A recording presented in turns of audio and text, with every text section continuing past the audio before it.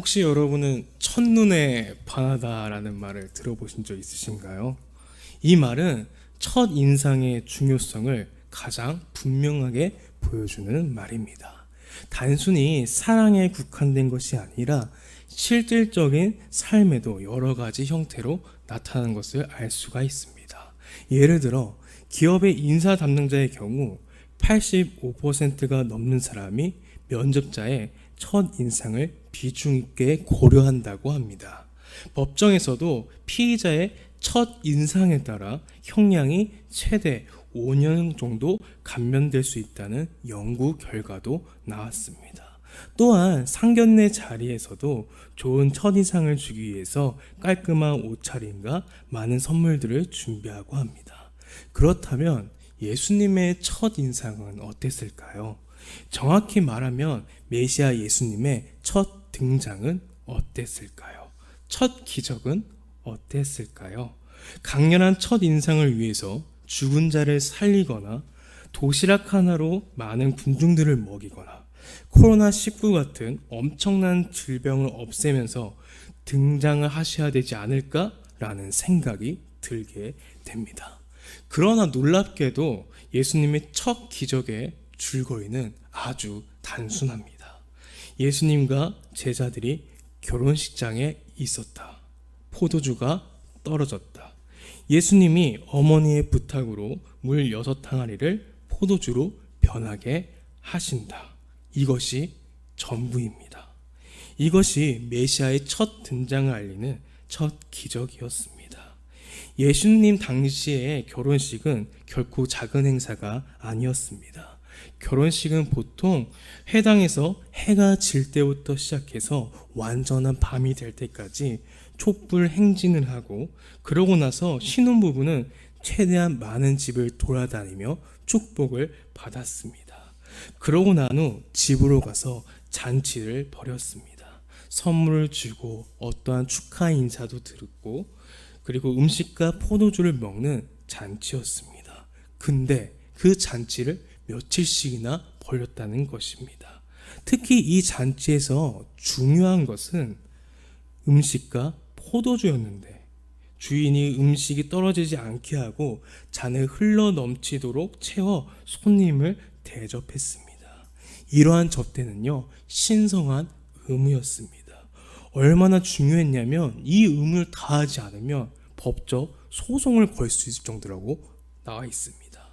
그래서 이스라엘의 격언 중에는 포도주가 없으면 기쁨도 없다라는 말이 생길 정도였습니다. 다시 말해 포도주는 취하기 위해서가 아니라 손님들을 특별히 대접한다는 의미에서 매우 중요했습니다.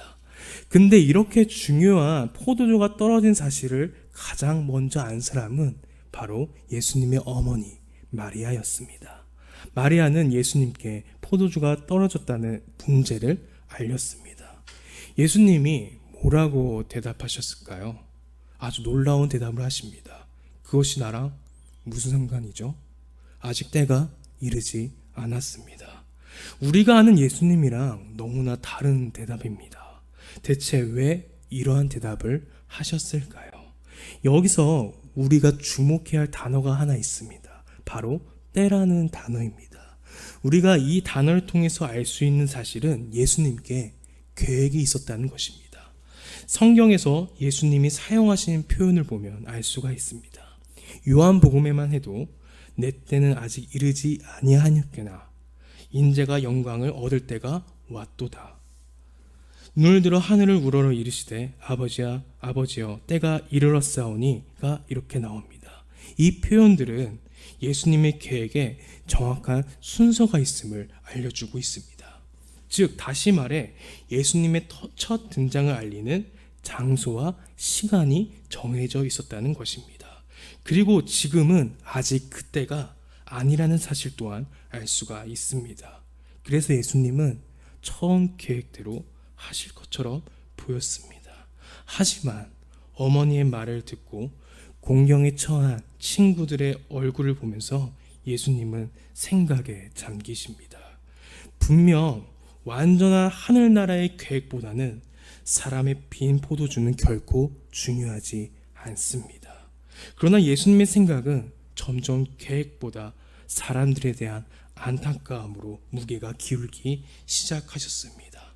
결국 예수님은 몇몇 친구들의 공경에서 구하시기 위해서 계획을 변경하십니다. 메시아의 등장을 알리는 기적의 동기가 무서운 질병을 위한 것도 아닌, 누군가의 전쟁을 해서 승리하는 것도 아닌, 많은 사람의 생명을 살리는 것도 아닌, 굶주린 자들에게 식량을 주는 것도 아닌, 고작 공경에 처한 몇몇 친구들에 대한 연민에서 시작된다는 것을 알 수가 있습니다. 즉, 물이 포도주가 되는 이 기적은 계획에 없었던, 장소도 타이밍도 어긋난 기적이었다는 것입니다. 하지만 만약 우리가 공경에 처한 결혼식 주최 측이었다면 예수님의 기적은 고맙기 그지 없었을 것입니다. 왜일까요? 우리에게 중요한 것을 예수님도 중요하게 생각하고 있다는 것을 깨달았기 때문입니다. 분명 하나님은 큰 문제에 대해서는 관심을 가지실 것입니다. 죽음이나 질병, 죄, 재난 같은 문제는 하나님이 신경 쓰실 것입니다. 하지만 그러한 일보다 사소한 일일 수도 있지만 우리에게 중요한 일에서는 어떨까요? 직장에서의 어려움, 시험을 앞둔 청년, 군입대를 앞둔 청년, 길을 가다 터진 타이어, 잃어버린 강아지, 비행기의 연착, 치통, 망가진 하드디스크 같은 문제도 하나님에게 중요할까요? 하나님은 우주를 운행하시는 분이시고 우리뿐만 아니라 각국의 지도자들, 영향력 있는 인사들을 지켜보느라 더없이 바쁘신 분입니다. 또한 전쟁과 기근, 코로나19도 신경 쓰셔야 하십니다. 그렇게 바쁘신 분께 나의 내성 발톱 같은 사소한 문제를 말할 수 있을까요? 한번 대통령에 가서 저 내성 발톱 때문에 미치겠습니다 말해보시길 바랍니다. 어쩌면 신분 차이 때문에 말할 수조차 없을 것입니다. 아니면 경호원 때문에 다가설 수조차 없을 것입니다. 그러나 누군가 여러분에게 하나님이 너의 사소한 문제까지 들어주시니? 이렇게 물어본다면 우리는 우리의 신분을 통해서 답할 수 있습니다. 아주 단순하지만 그 어떠한 직함이나 지위에 비할 수 없는 한 단어, 바로 자녀입니다. 우리는 하나님의 자녀입니다. 이 사실 하나만으로도 비록 남들에게는 사소해 보일지라도 우리에게 중요한 것은 하나님에게도 중요하다는 것입니다. 만약 여러분이 부모라면 하나님의 심정을 헤아릴 수 있을 것입니다. 5살짜리 아들이 손이 빨갛게 부어서 집에 들어왔다고 생각해 보시길 바랍니다. 아버지가 무슨 일이냐고 묻자 아들이 손에 가시가 박혔다고 대답합니다. 언제 가시가 박혔니? 라고 묻자 지난주에 박혔다고 답합니다. 진짜 왜 말하지 않았어? 라고 하니까 아들이 이렇게 대답을 합니다. 아빠를 신경 쓰게 하기 싫어서요. 일하시느라 바쁘신데 이런 일로 걱정을 끼쳐드릴 수는 없어요. 무슨 소리야? 나는 네 아빠란다. 너는 내 아들이고 네가 아프면 나도 아프단다. 앞으로는 아무리 작은 일이라도 다 내게 말해야 한다. 부모의 이러한 심정을 담은 장면은 제 머릿속에도 남아 있습니다. 저의 아버지와 어머니가 군대에 있었기 때문에 사실 얼굴 보기가 굉장히 힘들었습니다. 제가 8살 때 화계에서 솔로로 노래를 부르고 있었는데 그만 머리가 멍해져서 가사를 까먹게 잊어버리고 말았습니다. 그 순간 제 눈에는 저 멀리서 비디오 카메라를 든 군복을 입은 어머니의 손이 초조하게 떨리는 것이 보였습니다. 그리고 제 귓가에 괜찮아, 괜찮아 라는 목소리가 들렸습니다. 곧이어 어머니는 아들이 들을 수 있게 가사를 불러주셨습니다. 하지만 저는 죄송하다고 말한 뒤 울음을 터뜨리며 그 무대를 뛰어 내려왔습니다. 그 울음소리와 동시에 비디오 카메라는 떨어집니다. 비록 비디오 카메라에 남겨지지 않았지만 제 머릿속에 남겨진 모습은 애야 이리 와 외치며 우는 아들을 향해 달려가는 군인의 모습이었습니다. 어머니는 대체 왜 그랬을까요? 왜 비디오 카메라를 고장 내면서까지 아들에게 달려갔을까요? 약간의 창피를 당하는 게 무슨 큰일이라고 말이죠. 아니요, 8살 아이에게는 엄청난 큰일이었습니다. 그리고 아들에게 큰일이었기에 어머니에게도 큰일이었습니다. 우리는 하나님의 자녀입니다. 그래서 우리에게 중요한 일은 하나님도 중요하게 여기십니다. 예수님이 왜 물을 포도주로 바꾸셨을까요? 능력을 뽐내시려고? 아닙니다. 사람들에게 관심을 가지시려고? 그것 또한 아닙니다. 사람들은 예수님이 그러한 기적을 일으켰는지도 몰랐습니다. 그렇다면 예수님은 왜 그렇게 첫 기적을 행하셨을까요? 바로 친구들이 난처한 상황에 있었기 때문입니다. 친구들의 문제가 곧 그분의 문제였기 때문이었습니다. 자녀가 아프면 아버지도 아프기 마련입니다. 그러니 하나님 앞에 나아가시길 바랍니다. 어딘가 아프시다면 어디가 아픈지 말하시길 바랍니다. 아주 작은 것, 사소한 것 하나하나 다 말하시길 바랍니다. 하나님은 결코 사소한 문제로 귀찮게 하지 말라고 타박하실 분이 결코 아니십니다. 히브리서를 통해서 분명히 우리에게 말씀하고 계십니다.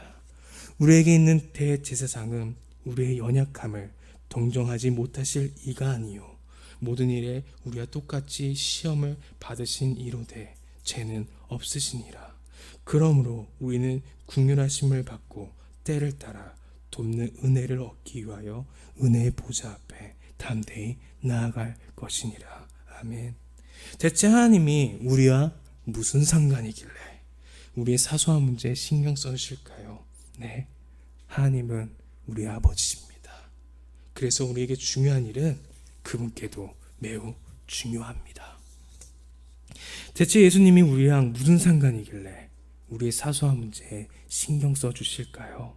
네, 예수님은 우리의 친구이십니다.